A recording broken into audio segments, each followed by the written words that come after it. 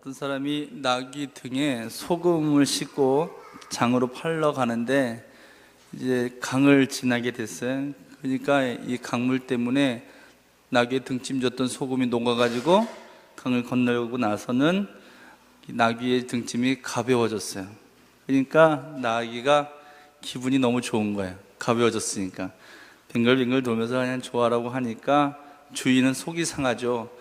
그 소금을 갖다 팔려고 했는데 그게 강물에 다 녹아서 떠내려갔으니. 그래서 그 다음 장날에는 그 나귀 등에다가 솜을 잔뜩 집어넣은 짐을 씌웠어요.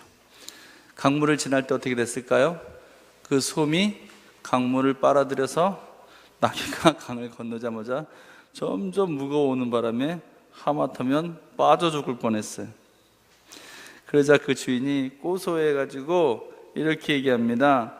물을 건널 때 언제든지 짐이 무거워질 걸 각오할 줄 알아라, 이 말이야. 이렇게 하면서 나귀를 조롱했다고 해요.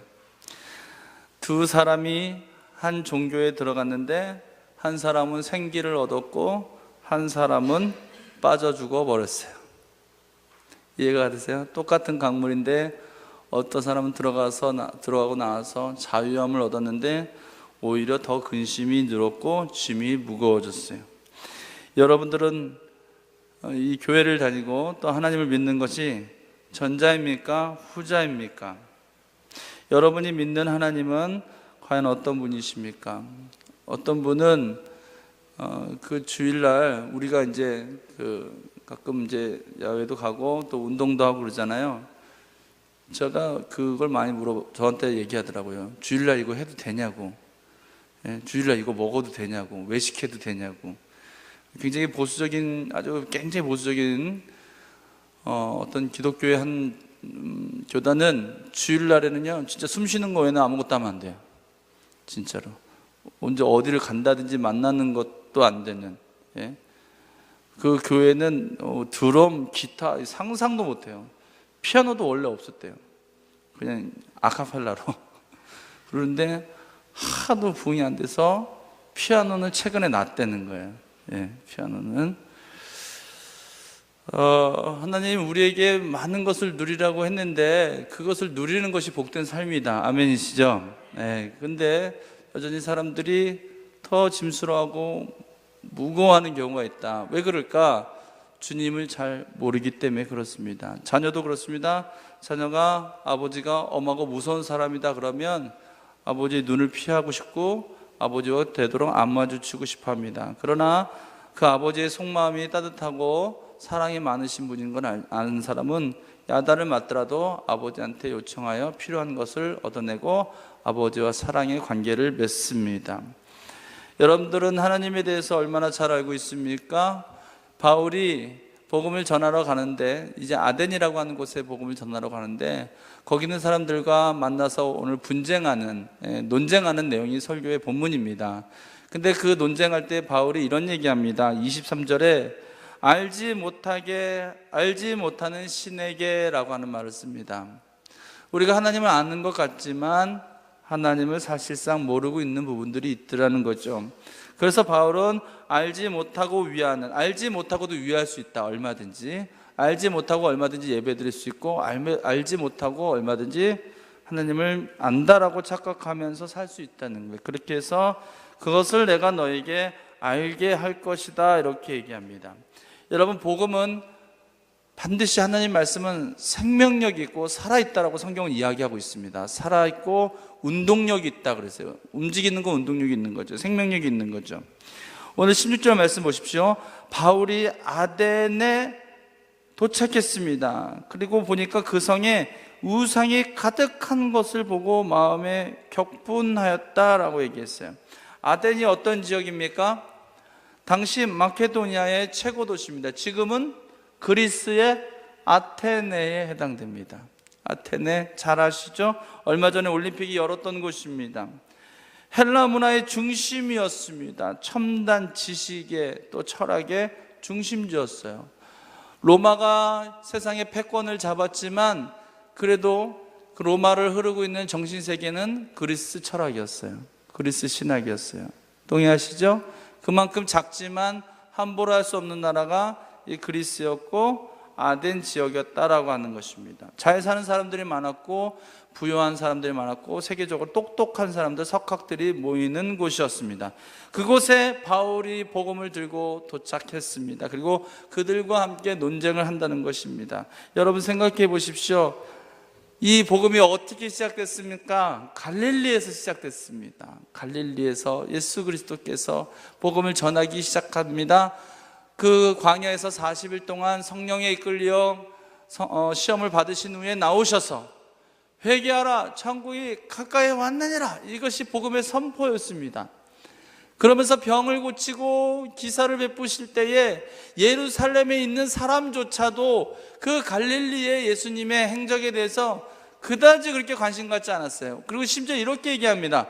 뭐 갈릴리에 무슨 선한 것이 나겠느냐, 갈릴리에 선한 것이 나겠느냐, 이렇게 생각을 했죠. 그래서 사람들은 갈릴리 예수님을 초기 사역 때는 주목하지 않았습니다. 그렇게 보잘것없는 사역이었습니다. 예수님 베들레헴에서 태어나셨습니다. 마국간에서 태어나셨어요. 마국간에서. 그래서 성경은 이렇게 얘기합니다. 베들레헴 에브라다야, 너는 유대 고을 중에서 가장 작을지라도 내게 세상을 다스릴 자가 나올 것인지라. 가장 작은 그곳에서 아기 예수로 태어나신, 심지어 종려주일날 예루살렘에 입성하실 때에 백마를 좀 타고 가시면 얼마나 좋아.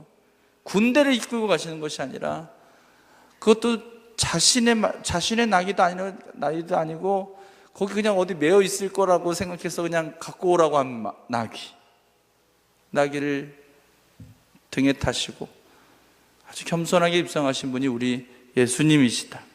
근데 그 복음이, 그 갈릴리에서 시작된 복음이 지금 세상의 중심이고 철학의 중심이고 세계의 모든 정신사를 좌지우지하는 이 중심 도시에 도착해서 이제 그들과 변론하게 되었다라고 하는 겁니다.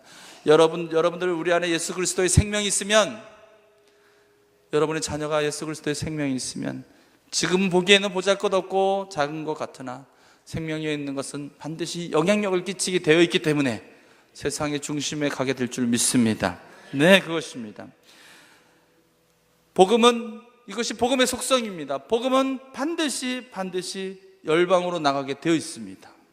나가지 않는 복음, 이 교회 밖을 나가지 않는 복음, 그런 복음은 살아있는 복음이 아닙니다. 복음은 갈릴리에서 시작돼서 중심인 아덴까지 갔듯이 복음의 속성은 반드시 열방까지 가게 되어 있습니다. 땅 끝까지 이르러 내 증인이 되리라고 하는 말은, 이 열방은 그냥 복음이 끝까지 가게 되어 있다는 거예요. 이게 살아있는 복음이라는 거예요. 여러분, 언제 세상에 종말이 옵니까? 우리 기독교에는 종말론이 있습니다. 세상이 끝나는 날이 있고 예수님의 재림이 있습니다. 이단이 이거를 교묘하게 이용하는 거죠. 그러면서 재림의 징조에 대해서 얼마나 많이 강요하는지 몰라요. 저 어렸을 적에 다녔던 교회 목사님은 그 재림 종말론에 대해서 정말 강의를 많이 하셨는데, 지금 보니까 맞는 게 별로 없어요. 지금 보니까 그 종말에는요, 그 성경이 있어요. 집 위에 집이 있고 막 이런 얘기도 있어요. 지금 아파트들은 다 집 위에 집이 있는 거죠. 그 아파트가 막 세워진잖아요. 막 이런 거. 그게 다 종말의 징조고 바벨탑이고 막 그렇게만 이제 얘기하는 거죠. 예? 종말에는 여러 가지 기상 악화가 있고, 쓰나미가 일어나고 지진이 일어나고. 쓰나미와 지진이 없었던 인류 역사는 없습니다. 그렇죠? 근데 가장 신뢰할 만한 징조, 종말의 징조가 있습니다. 이건 성경에 기록되어 있는 거니까 알려드릴게요. 이 복음이 세상 끝날 때까지, 세상 끝까지 다 전파되면 그때 내가 오리라. 그럼 마라나타, 아멘, 주 예수여 어서 오시옵소서, 마라나타, 주님 오시기를 간절히 바라는 사람이 그리스도인이라 그랬어요. 아멘이세요? 정말 주님이 지금 당장 오셨으면 좋겠어요? 정말? 그 투자해 놓은 걸 어떻게 하시려고? 예?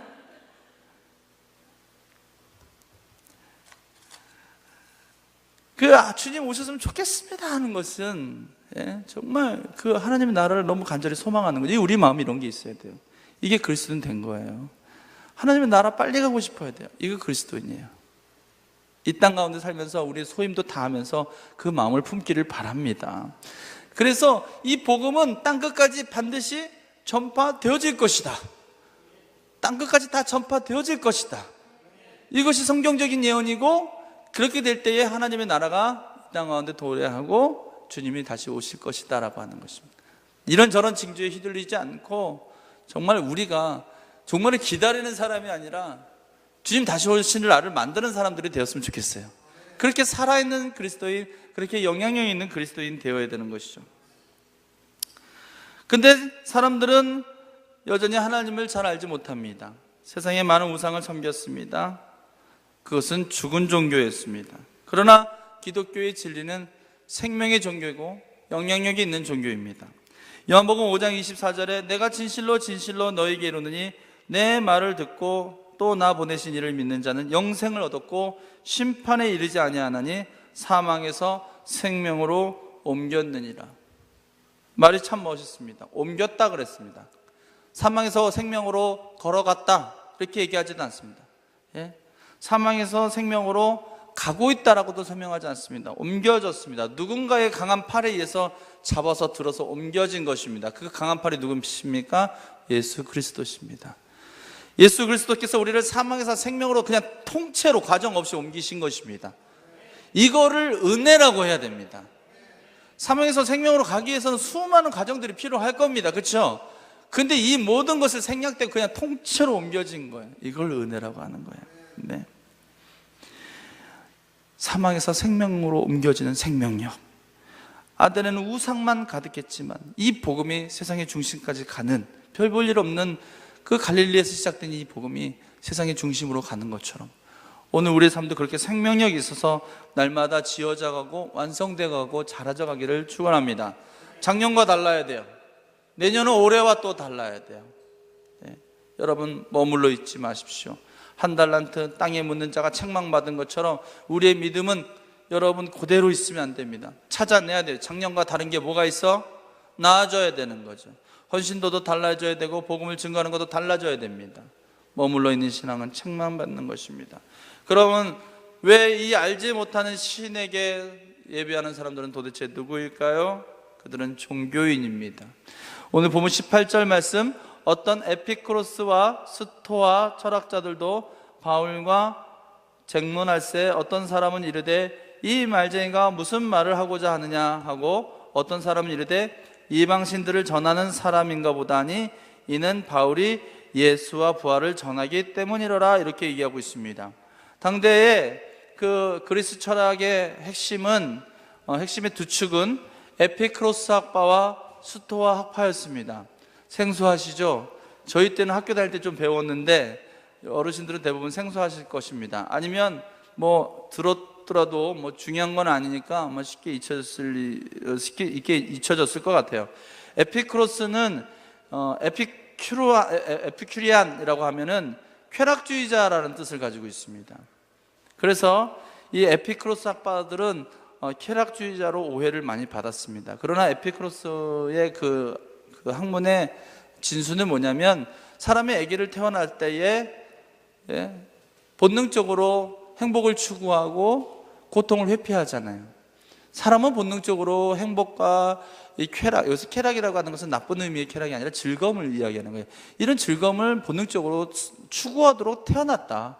그것은 나쁜 것은 아니다. 이렇게 얘기를 합니다. 그래서 육체적인 쾌락을 말한 것이 아니라 정신적인 쾌락을 얘기했어요. 그래서 가난하게 살더라도 정신적인 즐거움, 만족감 이런 거 살아가라고 이렇게 얘기했던 것이 에피큐로스 학파의 핵심이에요. 그러다 보니까 검소하고 또 정신적인 것을 추구하다 보니까 굉장히 윤리적인 학파였어요. 그런데 이제 이런 정신적인 것이 이제 풍요를 만나고 말이죠. 이 그리스의 풍요함과 또 이런 안정을 만나면 어떻게 될까요? 우리 기독교도 초대교회의 그 복음의 그 정신을 지금 갖고 있을까요? 많이 훼손된 것처럼 이때도 많이 변질됐던 것 같아요. 그래서 이들이 실제로는 쾌락주의자로 오해를 받았다고 하는 것은 실제로 그들의 삶에 많은 방탕함이 있었을 것이다 이렇게 보는 거죠. 네. 아무리 세상 가운데의 기쁨을 추구해도 그 기쁨은 유한한 것이고 만족은 없습니다. 가지면 가질수록 목마른 것이고 더 큰 거, 더 강한 쾌락을 사람들은 추구하게 되어 있습니다. 스토아 학파들은 어떤 사람입니까? 이 사람들 지적인 엘리트 같은 사람들이었어요. 이 사람들은 금욕하는 거, 금욕하고 이 사람들은 모든 곳에 하나님의 모든 곳에 신이 있다 이렇게 생각해요. 범신론이라고 하는데 모든 것이 다 신이다 생각해서 왠지 조금 더 공부를 한 것 같고 여유로워하고 득도 한 것 같고 이 사람은 현자들이 많았어요. 그래서 사람들이 많은 존경을 받았어요. 이런 학파가 스토아 학파였어요. 근데 이 사람 이런 거물들 앞에서 이 바울이 얘기를 하니까 이 사람들이 깔봅니다. 뭐라고 얘기하냐면 18절 중반절 보면 이 말쟁이가 무슨 말을 하고자 하느냐 이렇게 얘기합니다.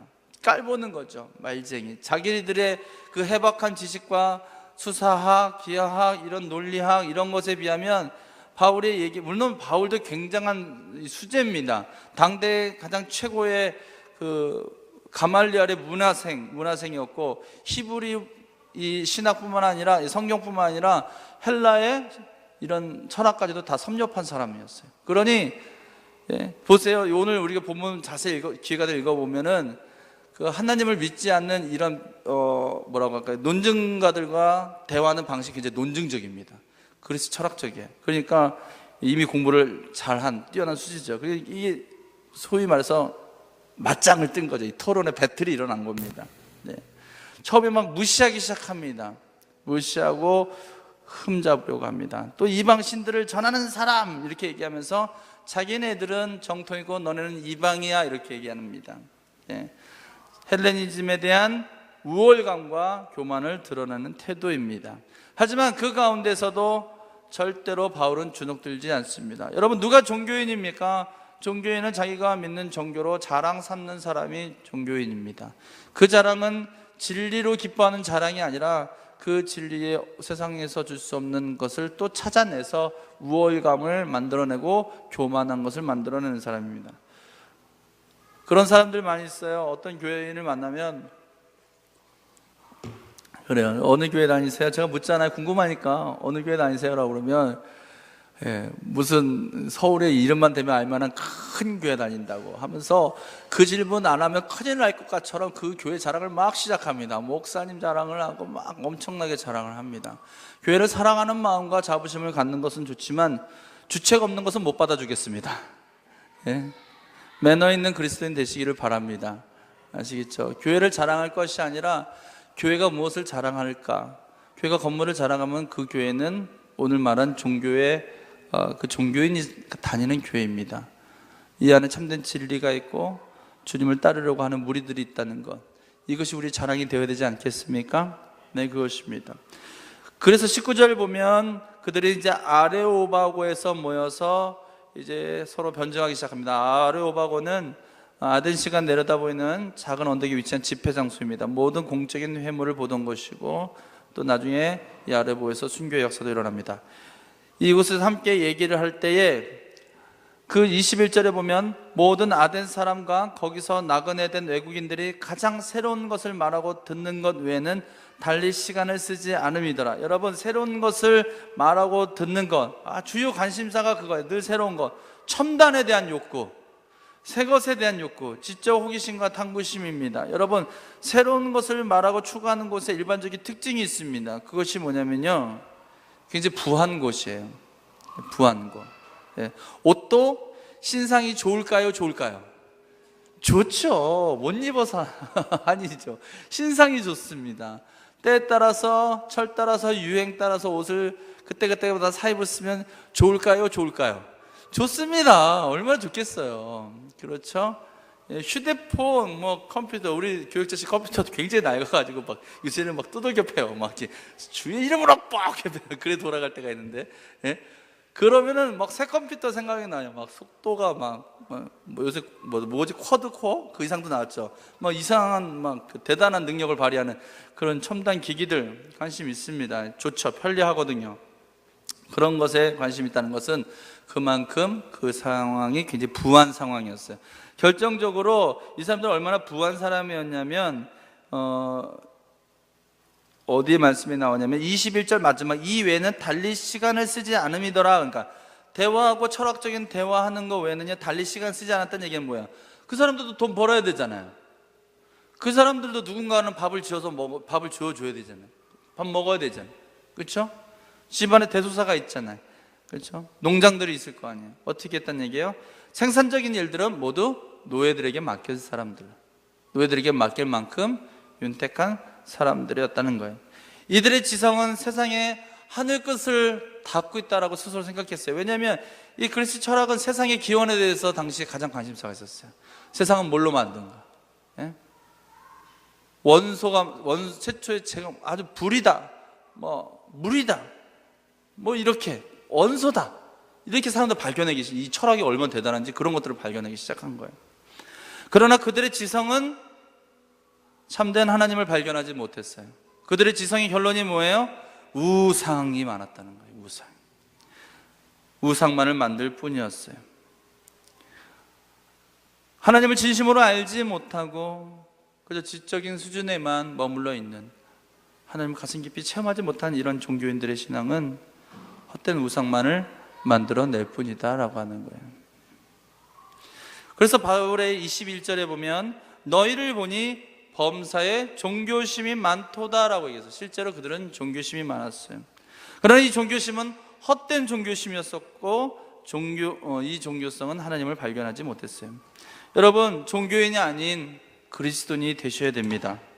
믿는 것 같으나 믿지 않는 종교인들이 더 많습니다. 마태복음 23장 27절에 화 있을진저 외식하는 서기관들과 바리새인들이여 회칠한 무덤 같으니 겉으로는 아름답게 보이나 그 안에는 죽은 사람의 뼈와 모든 더러운 것이 가득하도다 라고 얘기합니다.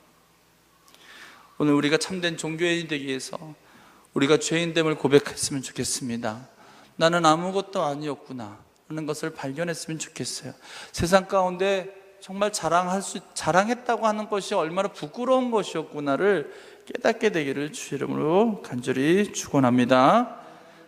두 번째는 일상 속에서 힘을 발휘하는 영성을 가질 때에 참 하나님을 믿는 것입니다. 오늘 본문 23절에 알지 못하는 신에게라는 새긴 단도 보았느니라 이렇게 얘기하고 있습니다. 그리스의 최고의 신은 제우스입니다. 이 신은 제우스 신에게 바치는 시였습니다. 미지의 신에게. 예전에 제가 학생 때 우리 목사님이, 제가 다니던 고향교회 목사님이 대표 기도자 훈련을 시키셨어요. 배운 대로 한다고. 저도 그래서 매년 대표 기도자 그 훈련을 하는 거예요. 근데 뭐라고 했냐면, 이 현학적이다는 말 아시죠? 현학적인 말, 무소부재하시고 전능하시고 이렇게 약간 한문적으로 얘기해야만 조금 더 유식한 것 같고 박식한 것 같은 그런 생각을 갖고 있다면 그 사람은 그런 현학적인 표현을 하는 사람들입니다. 예? 이제 그렇게 옛날에는 그랬어요. 옛날에는 요새는 많이 사라졌는데 옛날에는 그랬어요. 그러다 보니까 이분이 어떻게 하면 첫째 기도의 말이 늘 신경이 쓰는 거예요. 무소부재를 하도 많이 써가지고 전지전능은 너무 많이 써가지고 뭘 쓸까 하다가 기껏 생각해서 한 게 미지의 신에게 감사를 드리며 기도합니다 이렇게 한 거예요. 미지가 뭐예요? 알지 못한다는 뜻이잖아요. 알지 못하는, 정말 자기가 누구에게 기도하는지조차 잘 알지 못하신 경우라고 볼 수가 있는 것이죠. 네. 그런데 바울은 그런 미지의 신에게 너희가 알지 못하는 신에게 내가 참신이 누구인지를 내가 알게 해주겠다라고 얘기하면서 24절에 얘기합니다. 우주와 그 가운데 있는 만물을 지으신 하나님, 천지를 창조하시고 우리를 지으신 하나님이시고 그분은 천지의 주제시다 그랬어요. 주제라는 말은 주권자라고 하는 거예요. 주권자. 저 금요일날 우리 유정 전도님이 설교하셨는데 제가 뒤늦게 와서 설교 들었어요. 얼마나 은혜를 받았는지 몰라요. 하나님의 나라, 여러분 나라의 3요소가 뭔지 아십니까? 3요소? 아시지만 제가 알려드리겠습니다. 영토가 있어야 되죠. 그렇죠? 영토가 있어야 되고, 영토가 있으면 뭐합니까? 국민이 있어야 되죠. 그 다음에 뭐예요? 마지막에? 주권이 있어야 돼요. 주권. 우리나라는 일제 식민지 시절에 나라도 있고 국민도 있었지만 주권이 없었잖아요. 그렇죠? 예. 나라는 그래야 되는 거예요. 하나님의 나라는요, 하나님의 다스리는 통치하시는 땅, 또 하나님을 왕이시다라고 믿는 그리스도인, 그리고 그분의 통치와 그분의 주권을 인정하는 사람들, 그것이 실현된 상태, 그것이 하나님의 나라라는 거예요. 오늘 바울이 그 얘기를 하는 거예요. 그분이 천지의 주권자이십니다. 그분이 우리 왕이십니다라고 얘기하는 거예요. 또 그 하나님의 속성에 대해서 얘기하기를 25절, 무엇이 부족한 것처럼 사람의 손으로 섬김을 받는 것이 아닙니다. 하나님은 돈이 필요 없으세요. 예? 그럼 헌금 내지 않아도 되겠네요? 하나님은 필요 없지만 교회는 필요해요, 여러분. 예? 이거는 불경한 얘기가 아니에요. 이거는 우리 안에 마치 그 뭐라 그래요? 아킬레스 건처럼 얘기하기 싫어하는데 그건 사실이에요. 그렇죠? 뭐 하다못해 전기세도 나가야 되고, 또 목회자의 생활도 어느 정도 부분적으로 책임을 져야 되고, 또 교회가 이렇게 또 밥도 먹고 여러 가지 선교 사역을 하기 있어서 물질이 필요합니다. 물질이 약하지 않아요. 물질을 사용하는 사람이 약하는 거죠. 네? 그러나 하나님은 돈이 필요하신 분이 아니세요. 근데 하나님 돈 필요해서 주신다고 생각 헌금하지 않기를 주의를 축원합니다. 이 돈이 하나님께 드려질 때 하나님 죽은 영혼을 살리고 교회가 힘있게 선교 사역을 감당할 수 있게 해주십시오라고 기도하기를 축원합니다. 이게 맞는 거죠. 하나님 돈이 필요 없어서 여러분 하나님 갖고 가고 싶으시겠어요? 하나님 번제단에서 예전에 제사 드릴 때 어떻게 드렸어요? 태워 없애신 분이세요. 예? 태워 없애신 분이세요. 연기만 가져가셨어요. 그건 뭘까요? 받은 걸로 치자였어요. 받았다. 내가 진짜 필요한 건 고기가 아니다라는 거예요. 예? 사람의 손으로 섬김을 받는 것이 아니에요. 우리가 하나님을 섬긴다는 것은 사실 불가능해요. 예? 하나님께 영광을 돌린다는 것 자체가 불가능해요. 어떻게 그 영광이 얼마나 대단한 영광인데 우리가 그 영광에 무슨 유익을 끼칠 수 있겠어요? 하나님 우리에게 영광을 받으시고 섬김을 받으시는 것이 원하는 것이 아니라 하나님은 우리와 함께 살고 싶으세요. 하나님 우리와 동행하고 싶으세요. 에덴 동산 만드셔서 아담과 하와가 어떻게 사는지 보고 좋으셨다 그랬어요. 이분이 하나님이세요. 성막을 인간 땅 가운데서 성막을 지어서 너희들과 함께 살고 싶다. 이것이 주님이세요. 예? 인간의 몸으로 오셨어요. 여인의 배를 통해서 나셨어요. 똑같이 우리와 함께 살고 싶으셨어요. 지금도 여러분 하나님이 여러분과 동행하시면서 함께 살고 싶어 하십니다. 주님을 외롭게 하지 않기를 축원합니다. 네. 근데 이 헬라의 신은 어땠어요? 헬라의 신은 다 인간이 해야 돼요. 당시에 이 헬라의 신들은 서로 앞다퉈서 성전을 지었어요. 그래서 지금 그리스나 로마에 가면 성전들이 많은 거예요. 얼마나 멋있어요. 이렇게 막. 예? 그것 때문에 그 국민들이 다 먹고 산대잖아요. 관광 수입으로. 예? 그리스의 그 로마의 조각상, 비너스상, 예? 비너스 얼마나 멋있습니까? 아폴로, 제우스, 와 멋있습니다. 예? 너무 멋있어요. 그것들이 사실은 다 당시의 신상이었다는 거예요. 신상. 그런데 기독교는 뭡니까? 인간이 신을 위해서 희생하는 게 아니라 신이 인간을 위해서 희생해요. 지어주고 만나보게 주고 메추라기 보내주고 홍해도 갈라주고 인간이 하는 건 하나도 없어요. 예? 심지어 인간의 몸으로 와서 인간을 위해서 죽기까지 합니다. 그리스의 모든 신은 인간을 위해서 죽지 않습니다. 신을 위해서 인간이 죽는 거죠.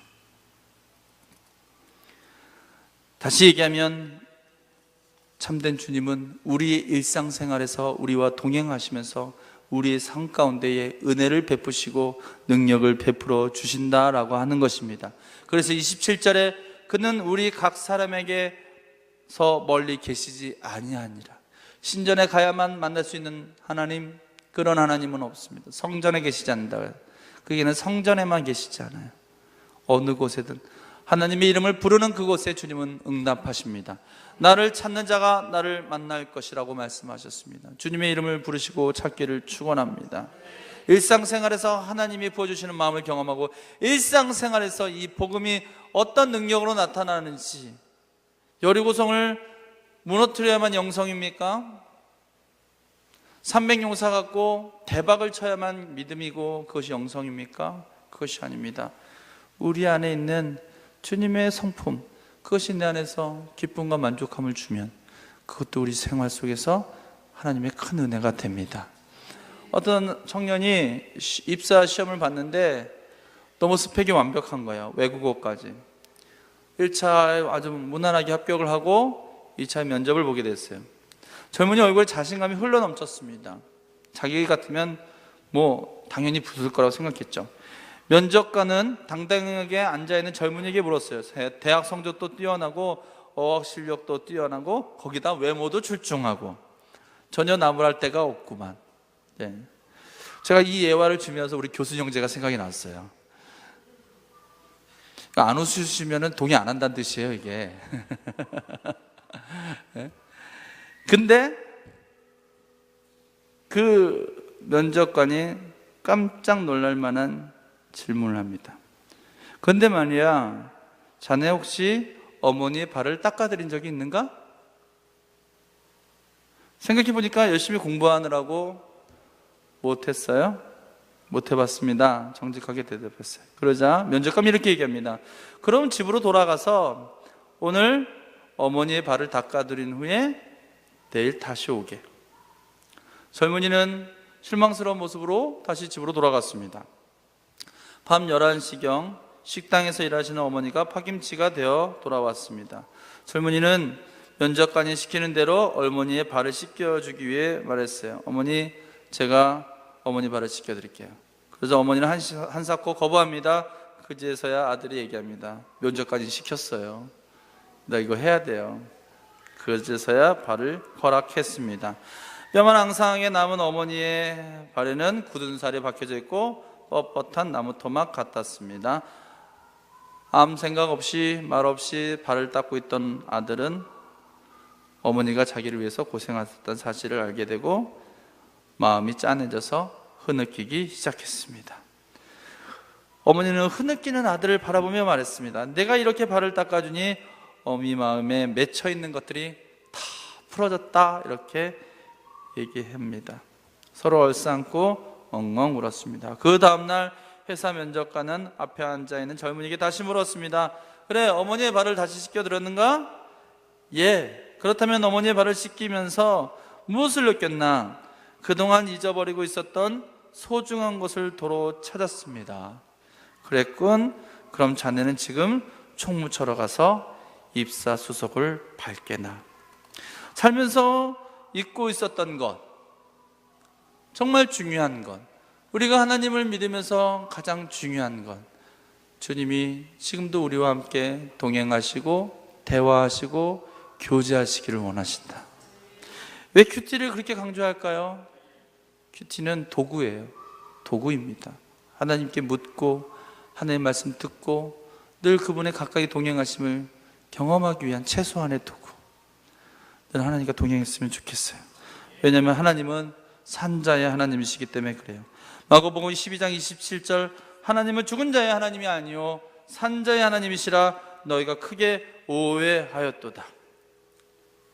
바울이 28절에서 31절까지 얘기하는 것을 핵심으로 얘기하면 하나님은 살아계신 하나님이시고 생명력이 있으시고 움직이시는데, 사람들은 자꾸 29절처럼 금이나 은이나 돌에다 사람의 기술과 고안으로 새긴 것, 움직이지 못하는 것, 말하지 못하는 것, 사람이 찾아갈 때까지 기다리는 것으로 만들어버렸다는 거예요. 그러나 우리 주님은 그것이 아닌, 주님은 먼저 우리에게 다가오셨다라고 하는 것이고 지금도 우리와 살아서 움직이신다라고 하는 거예요. 혹시 여러분이 믿는 하나님은 그렇게 부동의 하나님이십니까? 기도할 때마다 요지부동하시며 침묵하시는 하나님이십니까? 아니면 교회만 가면, 교회를 가야만 만날 수 있는 하나님이십니까? 31절에 예수 그리스도에 대해서 이렇게 얘기했습니다. 그를 죽은 자 가운데서 살리신 것으로 모든 사람에게 믿을 만한 증거가 되었다. 살아있는 것을 죽은 것으로 만드는 현 교회의 안타까운 현실 속에서 똑같은 강물을 나왔는데 어떤 사람은 몸이 자유롭게 됐고 어떤 사람은 무거운 짐을 얻게 된 것처럼, 오늘 여러분은 굳어져 버린 이 종교인의 마음을 과감하게 내려놓고 살아서 역사하시는 하나님과 동행하시며 세상 가운데 주님을 자랑하며 영향력 있는 삶을 사시기를 주의 이름으로 축원합니다. 죽어있는 가정을 산 가정으로 만드십시오. 죽어있는 심령을 산 심령으로 만드십시오. 이것이 복음의 능력입니다. 기도합시다. 이 시간 함께 기도합시다. 기도할 때에 주님, 내가 주님을 더 깊이 알기를 원합니다. 한 주 동안 살면서 주님을 외롭게 하지 않았습니까? 주님을 안다고 하면서 사실은 주님을 의지하지 않고 주님께 묻지도 않고 주님의 능력을 구하지도 않았지 않았습니까? 주일에만 만나는 하나님, 주일에만 생각나는 예수님, 나의 믿음이 연약함을 알게 되었습니다. 이 시간 알지 못하는 신이 아니라 살아계신 하나님을 내가 인정하고 바라보게 해주십시오. 진짜 믿음을 달라고 함께 기도하며 나갑시다. 기도합시다.